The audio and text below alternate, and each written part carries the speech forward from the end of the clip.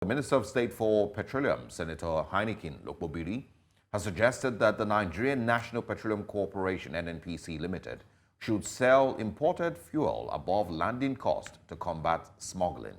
He made the statement at the 2024 Energy and Labor Summit in Abuja, where he also criticized security agencies for their complicity in smuggling activities. He also noted that the Nigerian National Petroleum Company Limited, NNPC, lacks the funds necessary to rebuild the nation's aging pipelines, which contributes to be the problem. This comes after the oil company admitted to owing international oil traders a major factor in the ongoing nationwide fuel scarcity. Joining us is Professor Emeritus in Petroleum Economics, Wumi Iledare. Good morning. Thank you for joining us, Prof.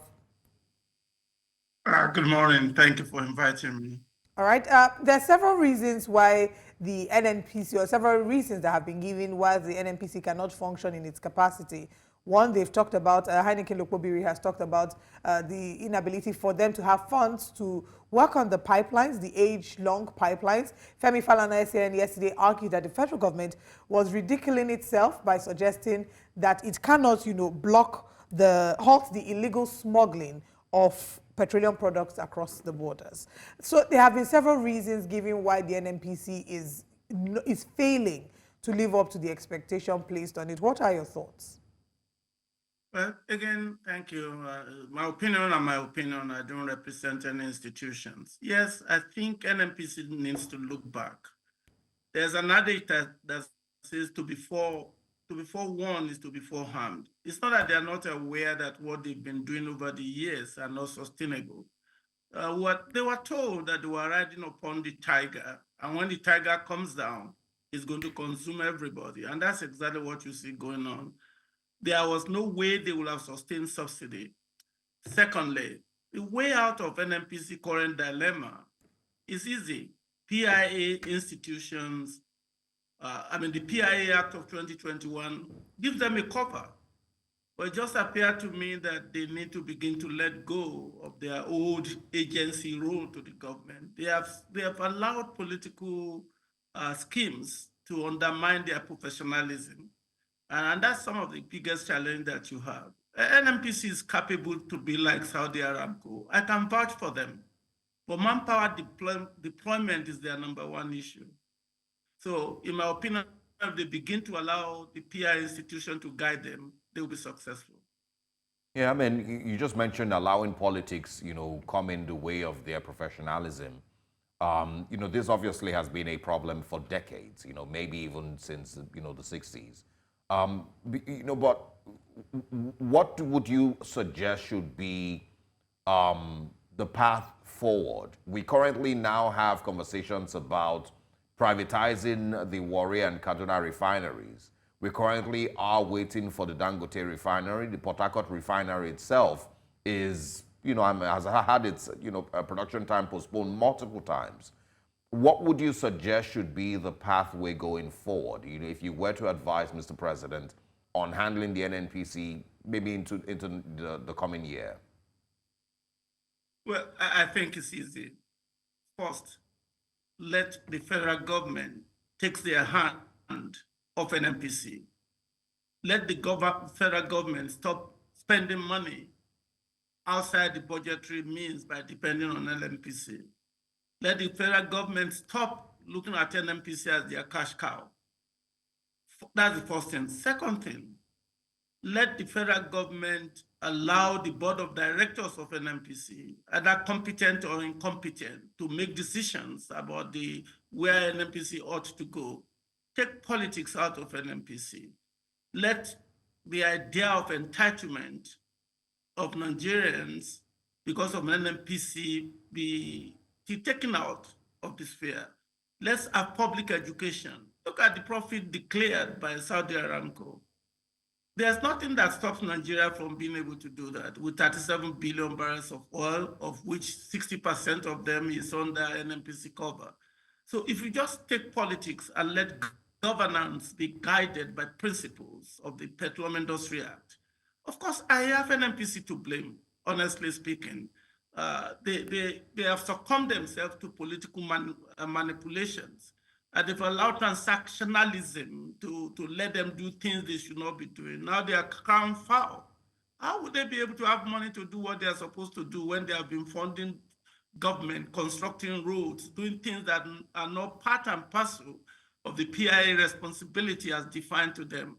I look at this as just crime foul when they know that what they were doing from day one is not what PIA asked them to do. Let them follow the PIA institutions. You cannot have a law and break it. You can't. It's criminality to not obey the law of the land and expect something to be different. I'm sorry, I'm being blunt. Again, let professionals understand that tomorrow is more important than today, when you have a responsibility to develop a nation and a sector that will guide the economy of the nation. You cannot compromise. You cannot be spending money on behalf of the government outside what the PIA has prescribed. The solution is for the government to let go of political manipulation of NNPC and let NNPC deliver what it is established to deliver. Otherwise, there will be no need to change the name from NNPC to NNPC Limited if you want them to continue to do what they were doing. To me, the PIA offers NNPC the cover. And if the president will not let you do what you are supposed to do professionally, give him your letter of resignation so that the nation can be saved. Nigeria needs NNPC. I just need to clarify. Just to clarify, Prof, who do you say, if they cannot meet up, should drop a letter of resignation? Oh, all of them. If somebody appoints me, I've done it before. When the vice chancellor was trying to influence my decision, I resigned.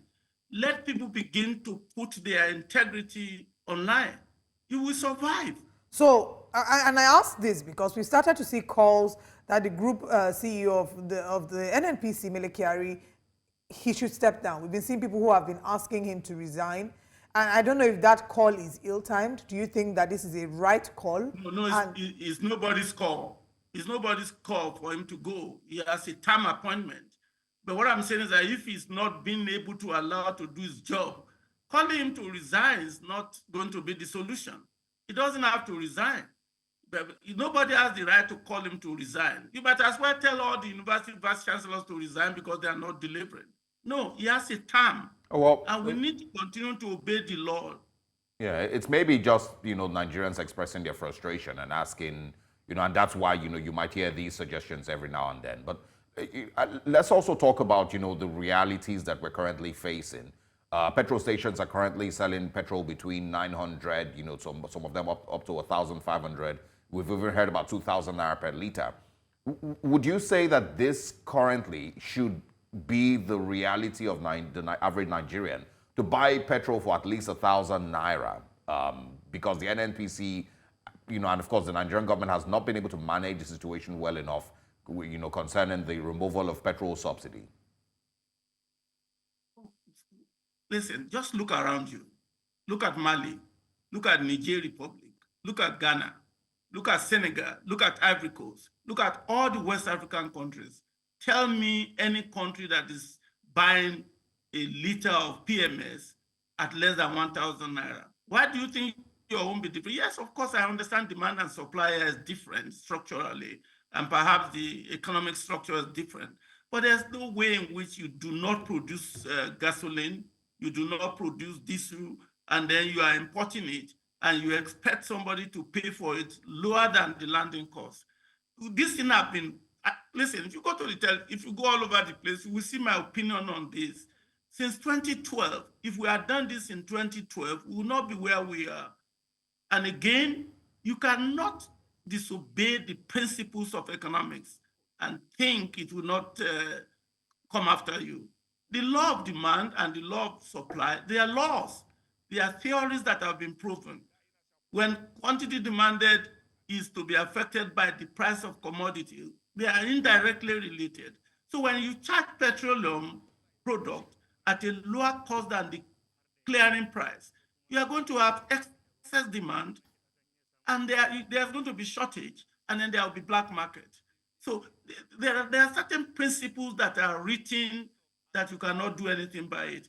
More so if the non-price factor is not even favoring you, the price is going to go up. Yes, the dominant firm made a mistake in 2023 by setting the price at 500. That should not have been the case. That is what you are paying for now. Unfortunately, people don't listen to advice. Again, I'm reminded, a dog that will get lost will not listen to the whistle of the owner. So you're saying in 2023... have been warned over the years about this. Yeah, but how do you think we could have managed it? You know, if in 2023, right after the, Mr. President said subsidy is gone, we immediately then see petrol move from, you know, just about 200 naira to 1,500 naira per liter. Would that have been a manageable situation? No, they should have done what I call price modulation. They shouldn't have. You created shock in the economy and the economy has not recovered from it. You did not do what you were supposed to do on time. In fact, there was a time I suggested to NNPC and through public media, I don't advise them, even though I've taught for them for many years. Listen, if you want to satisfy your responsibility, you can allow anybody to bring petroleum product here and they can sell it at the market clearing price. Then you can be selling your petrol stations. Before you know it, the market will balance. But you can't take ownership and be the sole importer of petroleum product, and then you are not going to realize you are behaving like a monopoly. And the Petroleum Authority should not allow you to do that. Again, I'm hearing now a rumor that is suggesting that NNPC wants to be a monopoly buyer, a single buyer of Dangote petroleum product. That is anti-competitive. And that's not what the law expects you to do. What I will advise the NNPC management is to do what is professionally right. Take political expediency out of your decision making and let the nation understand that you are not a cash cow to them. You cannot continue to, in fact, if I'm advising the GMPC, I won't talk to the press. That's why you have a GGM for public communication. Did you ever hear Shell MD talk to the press? Did you ever hear Total speak to the press? When they want to speak, the best is for National Assembly to call them. That's going to be my advice to GMPC. That's why they throw him all of this more that they are throwing at him to resign. No, it's not anybody's responsibility. Let NNPC be NNPC. Let NNPC be like every other national company of the nation. Don't begin to manage NNPC through the press. You are never going to please a nation that is full of entitlement. 1,000 naira is still a giveaway per liter. So, because the landing cost is more than 1,000 naira. So, are you saying that Nigerians don't deserve an explanation, especially because the NNPC is right now in charge of ensuring that fuel is available to Nigerians, and we've been experiencing a really terrible scarcity for the past, say, 2 months, which is looking to last longer because of the recent announcement of the financial strain, which they had initially denied. So are we saying that Nigerians cannot ask NNPC questions and that they should not answer to Nigerians explaining why there is fuel scarcity and why Nigerians have to pay this much? Well, you might as well say that Total should be answering to Nigeria because they sell petrol. Shell should be answering to Nigeria. Again, that's why you have a Minister of Petroleum Resources in Nigeria. The question of availability is a policy issue. That's why if you look at the PIA, we have a policy institution, which is the Ministry of Petroleum. We have a commercial institution, which is NNPC. And then we have regulatory institutions, which is the Petroleum Authority and the Petroleum Commission. If anybody should talk to Nigeria about the shortages of petrol or the price of petrol, it should be Petroleum Authority, not NNPC. NNPC made a mistake by invoking one small responsibility, energy supply of last resort. In the PIA, that is just a tiny responsibility. That's why the public is blaming them. It's just like the whole world blames OPEC when the price of oil is up. The United States blame OPEC when the price of oil is down. Have you ever seen OPEC tries to justify what they do to the public? No. Nigeria, they're just putting too many blames on the NNPC instead of blaming the people that are responsible for policies that are making the life of Nigerians difficult. Yeah, NNPC to be man clear, or woman is not elected. It's yeah. not elected. The NNPC does not respond to Nigeria. They respond to the shareholders. And the shareholders is the federation, not even the federal government. Go and read the law. Yeah, I mean, but that would be in a situation where, you know, I mean, initially we spoke about politicizing the NNPC. So maybe that would be in a situation where we had a federal government representative that truly was able to raise the right questions for the NNPC to answer. But if we don't see that happening, then of course you would expect that Nigerians will be asking these questions by themselves. If the NNPC, of course, currently is the sole importer of petrol, and petrol is not available to Nigerians, there's been lack of clarity as to whether the NNPC was owing, you know, $6 billion or not owing $6 billion. There's just too many questions to be answered. Initially, they said it was a logistics problem, you know, between shipping. And then they're saying, you know, a couple of weeks later that it is because of financial problems that they have. And so these are questions that should be answered, you know, because Nigerians are currently going through a really, really tough time to buy petrol, even if it is the most expensive petrol that they've ever had to purchase. So somebody must ask questions. And if the government is not asking questions, then of course you would expect that there would be questions being raised by Nigerians. Quickly speak on that, if you can, and then also talk about the Warri and Kaduna refinery that they, you know, have spoken about privatizing. Well, first, I'm not defending NNPC. I'm not their spokesperson. I'm just looking at things broadly. No, I understand that. What I'm trying to say is that, yes, I'm a professor of what ought to be. I have to look at all the side of the coins. Let's look at what's the responsibility of the National Assembly. Is the National Assembly can call anybody to come and testify in their committee if they think that something is wrong. The people that the Nigerian people should be calling to action is the National Assembly. It's the National Assembly because they are the representative of the people. And it's the National Assembly that's supposed to call those that are in charge of whatever it is that is affecting the public to come and answer questions to them. And then the press will be there. Okay. And I'm sure this is no-go area. And forgive me, I mean, I told you, can the National Assembly summon the president of Nigeria to come to the National Assembly and talk to them about what's going on in the petroleum sector? Is he not the designated Minister of Petroleum Resources? But can they call him? Well, they should be able to call the Minister of Petroleum to come. They should be able to call all of the people, including Dangote himself, to the National Assembly.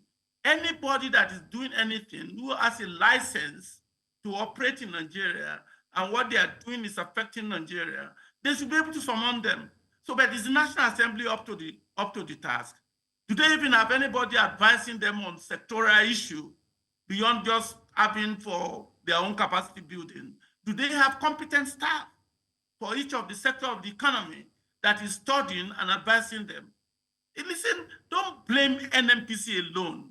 You cannot expect a saint in a saintless society. Okay, let's now talk about, before you head over to the question about Warri Kaduna refineries to be privatized, the person who has these answers, if the NNPC is not to be blamed, you talked about the country having a Minister of Petroleum. What role does the Minister of Petroleum play in all of this? That's, of course, the president. Well, the Minister of Petroleum is the one in charge of the policy institution. NNPC is not in charge of policy institution. NNPC is not in charge of regulatory institutions. So the Minister of Petroleum coordinates the activity. And who is the Minister of Petroleum in Nigeria? President Bola Ahmed Tinubu. President Bola Ahmed Tinubu. Where was he confirmed by the Senate? Well, that has been the way that it's been run for the past few years. We saw that part of the reason why they did that. In a way, no, my friend, the fact that you've been doing something that is unconstitutional does not mean you should continue like that. Well, Prof, the thing is, we're pointing out these things to help. I mean, I'm sure you understand already, and I know that you're a professor. That's why I'm pointing out the solutions to you. Yes, I totally understand that. I'm just, what we're pointing out here is kind of, you know, the dysfunction in the society and in the realities that we live in, and the reason that Nigerians will continue to be focused on the NNPC.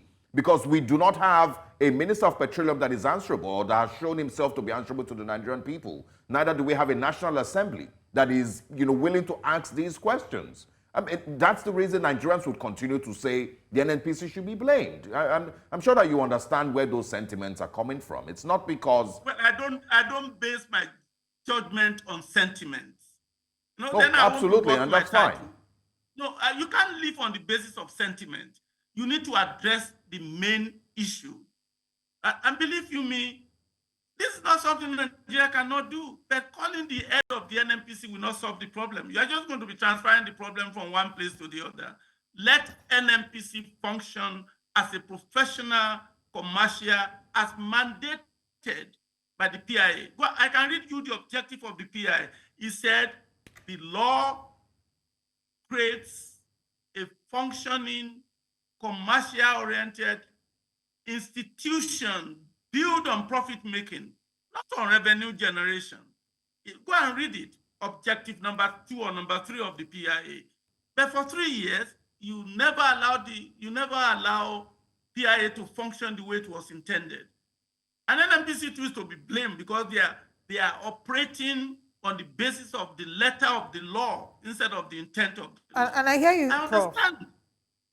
But I want us to just quickly highlight again what role, because until we have a different Minister of Petroleum that has been, screened by the National Assembly and sworn in, the current Minister of Petroleum that we have is the President. So what role does President Bola Ahmed Tinubu have to play in all of this? Well, I'm not sure he calls himself Minister of Petroleum. I don't think I've ever heard him introduce himself as the Minister of Petroleum, but that's by design, because he knows the law. That's by design. What's his name? Rufai today is not a Minister of Petroleum. I mean, Minister of the Federal Republic of Nigeria. Not that he was not nominated. He was duly nominated by the President of Nigeria. But the Senate did not give their consent. And that's why it's not a minister. The Constitution requires a consent of the Senate to become the Minister of Petroleum in the Federal Republic of Nigeria. But that's by design. Let's answer your question. What's the function of the Minister of Petroleum? It's well stated. Is the owner and the director of the direction of the oil and gas sector in Nigeria. That's his responsibility. In fact, if you look at the PIA, it says the minister. That's what it says. And he's supposed to coordinate both the policy, the regulatory, and the commercial. He owns the sector. He reports everything about the sector to the federal executive. What he's going to do, what ought to be done, is the one that sets the policy agenda from which regulation is conducted, from which NNPC derive the direction they are going in the management.